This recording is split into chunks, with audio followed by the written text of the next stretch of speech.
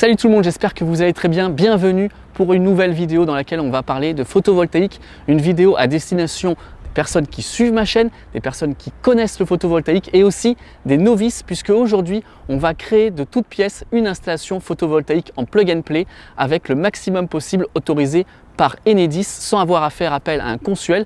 Donc 3000 watts. Enfin, dans mon cas précis, on sera à 2800 watts. Je vais vous expliquer comment ça fonctionne. J'ai déjà avancé un petit peu. On a déjà 2 panneaux solaires là-bas derrière. On a une ligne avec 1, 2, là il y a un trou et un 3e panneau solaire, 2 micro-onduleurs, un micro-onduleur de 2000 watts, un micro-onduleur dans mon cas de 800 watts, c'est des micro-onduleurs Homiles et je remercie d'ores et déjà Homiles de m'avoir envoyé gratuitement le micro-onduleur 2000 watts. Si vous êtes intéressé par le photovoltaïque, les batteries, l'énergie renouvelable en général, eh bien n'hésitez pas à vous abonner à la chaîne.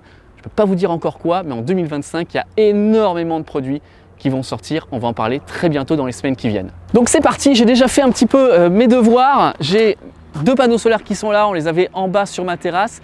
Ici, on a un micro-onduleur Homiles de 800 watts. Ce sont des panneaux de 440 watts. En ce moment, ces 2 panneaux produisent environ 600 watts. Le reste des panneaux qui sont là, on a des panneaux solaires de 540 watts, produisent aux alentours de 1000 watts. Et il nous reste encore à monter ce panneau solaire de 540 watts. On va le faire de suite, on va tout connecter et voir ce que ça donne, puisque aujourd'hui, il fait très beau et que le soleil est à peu près encore au zénith. Pour fabriquer notre armature, on a 6 pièces en aluminium. Ce qui est bien, c'est que c'est de l'aluminium qui a été poli. Pas de risque de se couper en les manipulant. L'objectif est de fabriquer ce support. On va avoir une pièce qui va être vissée directement sur le panneau solaire, une pièce qui va faire le sol et une pièce qui va nous permettre de faire l'équerrage, puisque vous voyez, il y a plusieurs trous ici et on va pouvoir jouer avec l'inclinaison en fonction des saisons. Je prends mes 2 tiges les plus longues et je vais venir aligner le trou qui est ici avec le trou dans l'armature du panneau solaire aux 4 extrémités de mon panneau. Et pour tout serrer, on va utiliser des clés de 10. Voilà, la première étape est faite. Maintenant, je dois utiliser cette partie ici qui va être en fait la partie qui sera sur le sol. On peut voir ici la possibilité justement de percer pour pouvoir s'accrocher dans des dalles de jardin par exemple. C'est peut-être ce que je ferai dans cette nouvelle version. Ce que je vous montre là, c'est avec la fixation Anker, mais vous avez énormément de kits plug and play qui utilisent la même mécanique de fixation. Il ne reste plus qu'à mettre la dernière pièce. On vient la mettre comme ceci et du coup on va créer l'angle. Pour l'instant, je les ai mis comme le montre Anker dans sa notice, mais c'est pas impossible que je modifie en fonction des saisons. Et voilà, ça y est, c'est terminé. J'ai pris soin de bien resserrer les boulons et en moins de 10 minutes, j'ai fait l'installation du panneau solaire. Alors certes, c'est beaucoup moins esthétique qu'un panneau solaire par exemple BIM ou Sonology, qu'on pourra en plus facilement réincliner grâce à des boutons qui sont prévus à cet effet. Mais ici, sur mon toit, ça me suffit largement. En plus, il n'y a pas d'animaux, il n'y a pas d'enfants, donc le côté plus sécuritaire n'a pas d'intérêt non plus. Dites-moi ce que vous en pensez en commentaire. Est-ce que vous aussi, vous avez opté pour ce type de fixation, certes basique, certes pas très esthétique, mais ça fait très bien le job. Il ne me reste plus qu'à connecter le panneau solaire au micro-onduleur Homiles modèle HMS 2004T qui est ici. Il me reste justement l'entrée numéro 3 et la place qui avait déjà été prévue à cet effet. C'est cet appareil qui va transformer le courant continu produit par les panneaux solaires en courant alternatif que l'on va pouvoir utiliser à la maison. L'intérêt d'avoir un gros micro-onduleur comme celui-ci, c'est qu'il va centraliser toute notre ligne de panneaux solaires. Jusqu'à présent, on a utilisé des panneaux solaires plug and play, mais on était très souvent avec des micro-onduleurs posés sur chaque panneau. Ici, en fait, il va faire office de 1 pour 4 panneaux. Donc on a notre entrée numéro 1, 2, ici 3 et 4. Je peux sortir que 2000 watts avec ce micro-onduleur. Mais on va brancher dessus 4 panneaux solaires Anker Solix d'une puissance de 540 watts chacun. 41,65 volts, 12,97 ampères. Alors vous allez me dire 540 watts multiplié par 4, ça dépasse largement 2000. Oui, c'est vrai, sauf que fort heureusement, la puissance de notre micro-onduleur nous permet de pouvoir installer ce type de panneau. Les panneaux solaires vont s'allumer un peu plus tôt et vont continuer à produire un petit peu plus tard. On a nos panneaux 1 et 2 qui sont déjà connectés.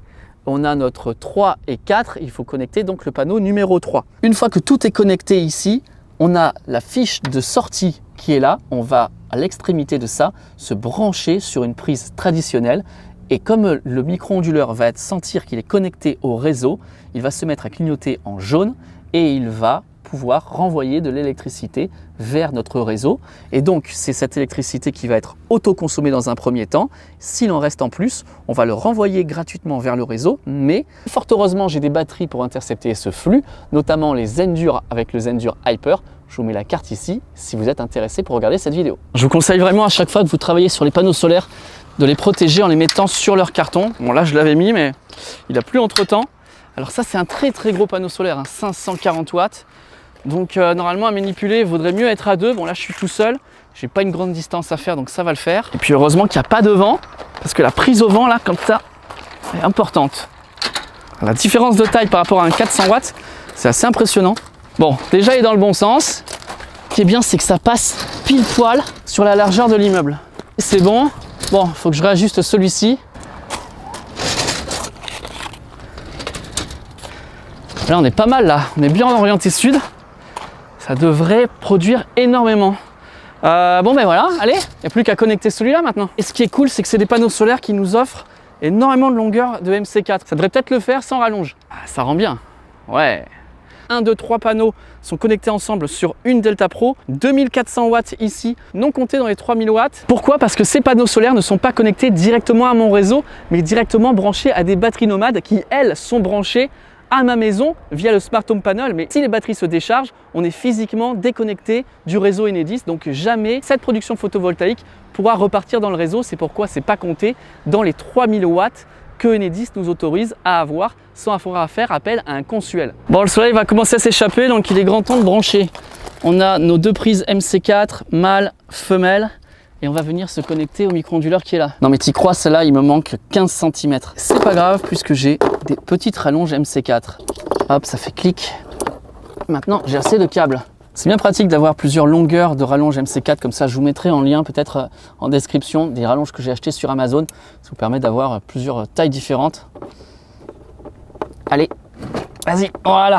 Panneau 1, panneau 2, entrée 1, entrée 2, panneau 3, panneau 4 sur l'entrée 3 et l'entrée 4. Voilà, on est synchronisé avec le réseau en 50 Hz et du coup on peut produire de l'électricité. Et si vous connaissez le Zendure Hyper, vous voyez, on a pareil, on a un radiateur ici parce que je touche, c'est un petit peu chaud quand même, forcément. Donc ce radiateur nous permet de pouvoir dissiper la chaleur. Je produis 1737 watts et on en reparlera dans une prochaine vidéo puisqu'il y a une mise à jour à faire. Je suis en train de charger mes Zendure Hyper, 738 watts les deux. Waouh, ça c'est vraiment très bien pour ce soir. Je suis à 54% dans une et 29% dans l'autre, mais c'est normal, seulement 29 ici parce qu'on a 2 fois plus de capacité que dans celle-là. J'ai 4 kWh, là j'ai 8 kWh.